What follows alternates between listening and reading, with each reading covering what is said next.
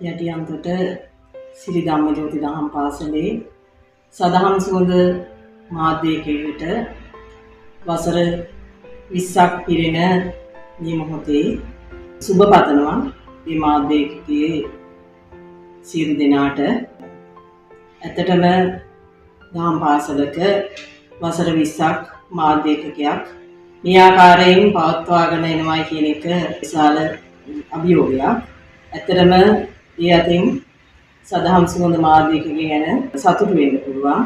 වසර 20ක් පුරාවටම මේ මාධ්‍යකයේ කටයුතු සියසින් දැකපු කෙනෙක් විදියට හුඟක් සතුටු වෙනවා ගැන. වසර 20ක් ඈතට මගේ මතකයේ දිව යන මොහොතේ මට සිහි වෙන්නේ මේ මාධ්‍යකයේ ආරම්භ කරපු දවස. ඉතාමත් අභිමානවත් ආකාරයෙන් මේ මාධ්‍යකයේ කටයුතු ආරම්භ කරා.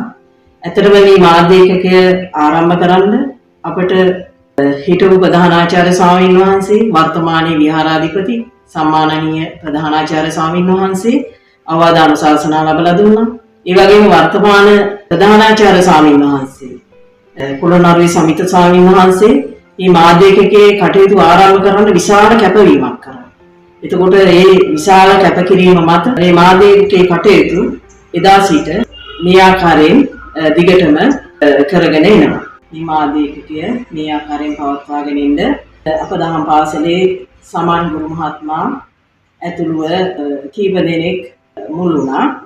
මේ මාධ්‍යකයේ කටයුතු කරපු බොහෝ පිරිසක් ඇත්තටම මාධ්‍යකයෙන් ප්‍රයෝජන ගත්තා.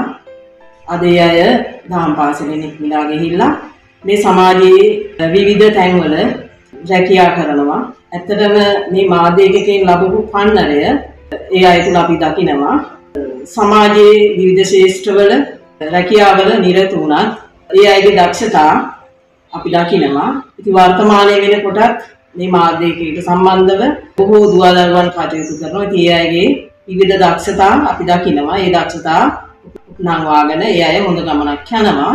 ඇත්තටම වසර 20ක් පිරෙන අද දවසේ මේ මාධ්‍යකයට සුබ පතනවා. ඒ අයට හොඳ ගමනක් යන්න හැකි වේවා කියලා.